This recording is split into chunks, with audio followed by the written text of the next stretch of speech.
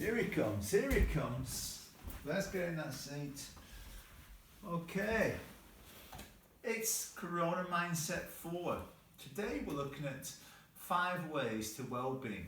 Bit of an emotional slant, a bit of a physical slant. Okay, we'll keep it short and snappy for you today. Before we start, we're holding, as I mentioned yesterday, and the day before, and the day before that, daily webinars at 2 o'clock and 7 o'clock Greenwich Mean Time. I have some people from Canada and Australia who join us, so you might have to get up a bit earlier for one of those slots there. If you want to drop me an email, ross@rossmcwilliam.com, it's on the screen, and then we can get you onto our Zoom list and get you on the webinars, and you'll have to, sign up for Zoom, which is not a big thing. And then we'll put this video on YouTube as well. So today, let's get started. They call it Take 5 about your well-being, and it's about giving, keeping learning, taking notice, connecting and being active. Okay, on the surface, you sort of know what it means, and maybe you don't really know the detail. So today, in this short session, just give you a bit more detail. One thing for well-being we know is if we give. Now, giving, if you look at Maslow's hierarchy of needs like a big triangle, at the top, if you get to the very top, which we're supposed to be aiming for, is when it's called self-actualization, when you're giving of yourself for other people. And that's a great way to be and live. And generally speaking, people do this at any age, but it seems to be when people get older and they have a bit more time and they give the resources. Sometimes when we're mentally challenged, it's very hard to give. Very hard to give, so I appreciate that, and this might be something some people at this moment in time might be struggling with, but it doesn't have to be that much in terms of significance. You can give time. Time is so precious, but I'll give you a word of warning. Don't just give time, I've got 10 minutes, here you go, get on with it. You've got to be present, and if it goes over, it goes over, and if you've got things to do afterwards, tell them before you start you've got things to do. But if you want to be with me, let's go and talk. And it'll naturally end, as most things do.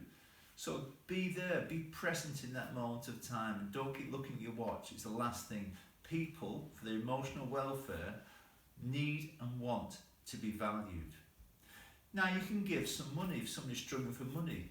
That's fine, As long as it's not becoming a regular thing, when people are really needing, depending on you, then you've got maybe a potential issue down the line then. But, to give some money to help people out, especially this day and age, and the coronavirus syndrome, do it. Another thing is give some expertise. I was on a Zoom call this morning to a friend of mine who's going through a few challenges. He will succeed, but just needs a bit of the help, and I'm more than willing to give my expertise for him. Okay? And that's what it is, giving something to somebody else. The first one. The second one is be active. Now, you know what this means, don't you? This active is just about exercise. Now, it could be in the house. I've done my dumbbells today, and I'll go for a bike ride later on. Another way of being active is to do some gardening. Gardening's great, and you can do it with your family. You're stretching, you're holding something, you're growing something, you're smelling something, you're producing something, you're outdoors, the vitamin D, the spiritual side of it. That being active, gardening is the new gym. It really is. And being active could also mean here playing. Playing is active. It doesn't have to be for a sweat to get my heart rate up, to do it for 30 minutes. It doesn't have to be like that. Having fun and playing, you can do more exercise and more good for your body without even noticing it, because you're enjoying it. And that's the secret. If we enjoy something, we'll do it better, we'll do it for longer, and it'll give us better benefits. The third one is being connected. I know, socially we're struggling at the moment. We all know that. But it's a great opportunity. I said this yesterday about fears today, or is it opportunities? And I think it's opportunities. Like I mentioned, I was on a Zoom call before. I learned that last week. I'm not an expert, but I can get people connected, especially on the webinars at 2 o'clock and 7 o'clock. Microsoft Teams, if you're more business focused, not that Zoom isn't. And Skype. I was speaking to a TV studio yesterday, going to Skype me on Friday for my views. Brilliant. I was going to check it up this morning, get someone to Skype me, and I'm away I'm going. Brilliant. The next one is learning. You'll never, ever get a better time to learn than this coronavirus lockdown. The next 3 weeks are beyond that.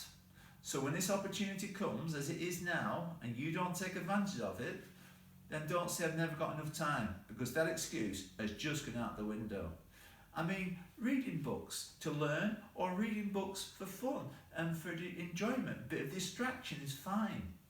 I was talking to a friend this morning that Paulo Coelho, the book, is a Portuguese writer, and he talks about the alchemist and a journey. And one person reading get one message and somebody else get another message. There are millions of books out there. Have a go at it. You can go on the web and have a look round and learn. And guess what? You can talk to people, even younger people, who have got some knowledge. We think, oh, we're the older ones, we know it all. We don't. The world is constantly changing.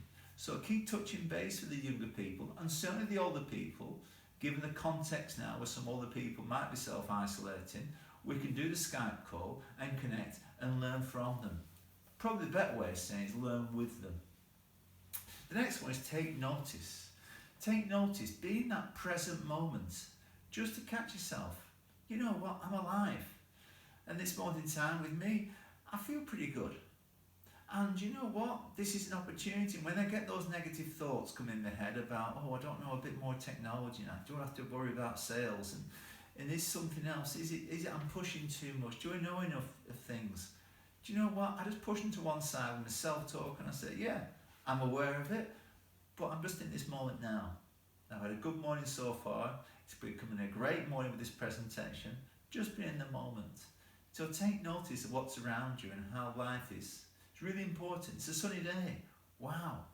But it's a guarantee when you do get older, you'll appreciate things more.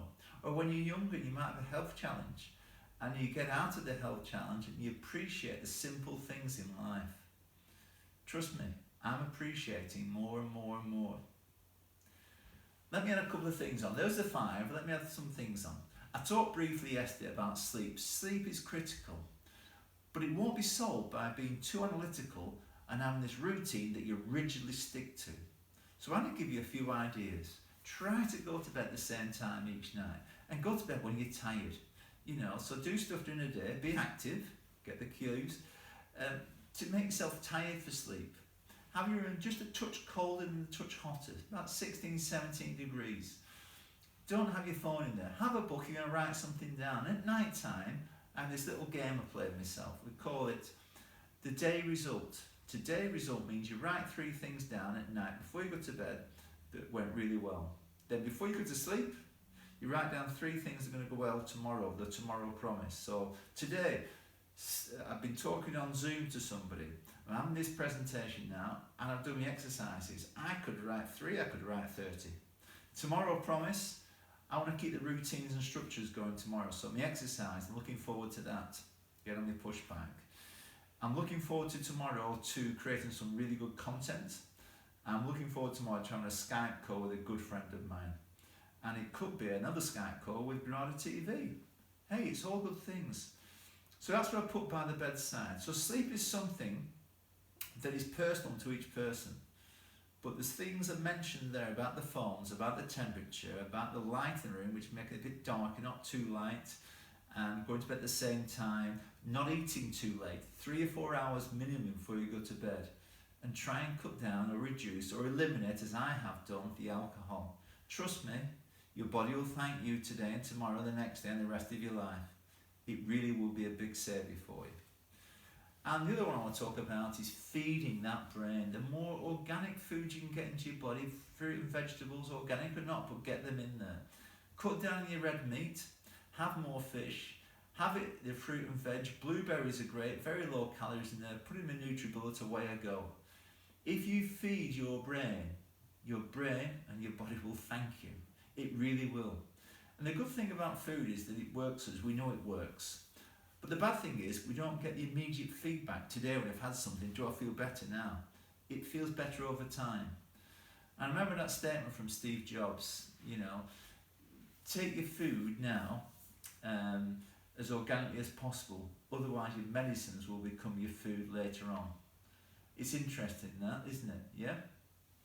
I probably mixed metaphor with that somehow, but it means to really be interested in your food, take the right sort of food now, otherwise you'll have no choice. You get older, your medicines will become your food.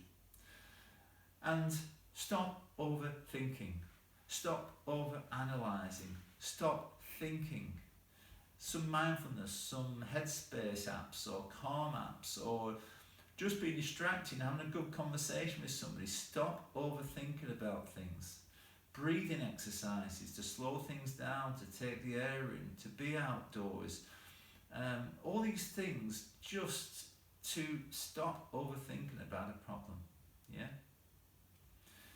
Now, like I said, drop me your email, ross@rossmcwilliam.com, webinars at 2 o'clock and 7 o'clock Greenwich Mean Time. We'll talk about anything and everything, but hopefully today we'll talk about these tips I've given you. The 5 tips about well-being, then my 2 or 3 other ones added onto it. The Super 8.